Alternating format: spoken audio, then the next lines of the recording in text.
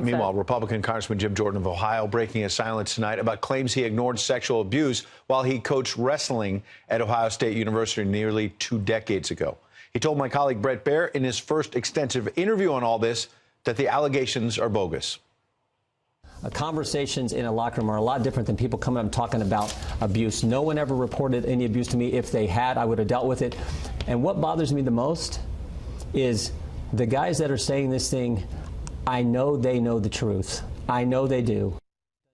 All right, our senior Capitol Hill producer, Chad Pergram, is breaking down the latest developments for us tonight, live in Washington. Chad, talk about the strategy from Jim Jordan. He made some smaller comments at a 4th of July parade and whatnot, but sitting down with Brett, there's a clear strategy here to push back. Right. He feels very upset at DeSabato. He says, look, you know, I worked with these folks on the mat. Who's the accuser? I trained with them. Right, absolutely. And I worked with them, and he says that's the problem. And so his issue has been to go after DeSabato. And there's no one in this entire milieu who he holds more contempt for. Listen. I will tell you with Mike DeSabato has a vendetta against Ohio State. He lost a licensing agreement with Ohio State. He is out to get Ohio State. He has a vendetta against our family. He was arrested just 5 months ago. He's got all kinds of lawsuits against him.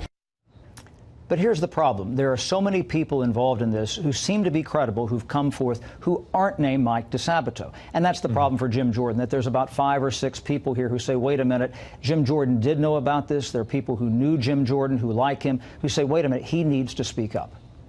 And now, what about his talk, Jordan, to Brett, that, look, Perkins Coie, the law firm that was gathering some of this material, sent emails out, they say, to Congressman Jordan. He says he didn't receive the email saying you've got to do something here.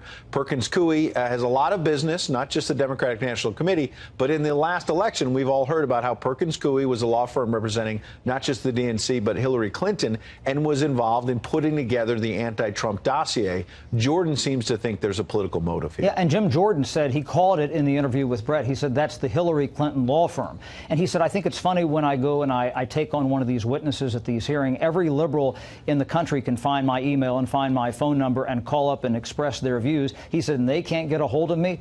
I've actually been privy to the email that was sent to the incorrect email address here, and it's pretty short, it's pretty terse, it's basic, it's very transactional, but Jim Jordan says that he is going to go talk with them next week. One thing we don't know here, Ed, if you're doing an investigation, is there a universe of 10 people? Is there a universe of 100 people? And if there's people who they really absolutely unequivocally wanted to talk to, they probably could have found Jim Jordan. He's not very hard to find. So, during the Me Too movement, there have been all kinds of allegations against members of Congress, other prominent people, and there, in some cases, have been, like with Harvey Weinstein, a grand jury here in New York City, and that has crystallized the allegations, and then people seek justice, and he'll have his day in court. What is similar with Jim Jordan? This is so old. Is there a case going on there, or will the House Ethics Committee, when they come back now from the July 4th recess, is it possible they would look at this? He could refer himself to the Ethics Committee. We've certainly had people do that to establish what their position is and understand, get some clarity. But, you know, the House Freedom Caucus, him being one of the 2 head honchos with the Freedom Caucus,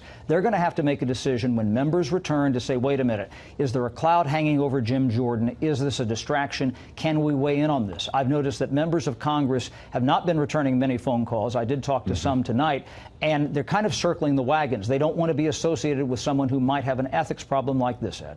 Because they simply don't know what's true and what's not true from a couple of decades ago, I assume. Absolutely, and that's the problem. It's so hard to prove and so hard to disprove. This could be fatal for Jim Jordan if he wants to move into the leadership. Chad Pergram doing what he does best, just the facts, ma'am. Thanks, Chad.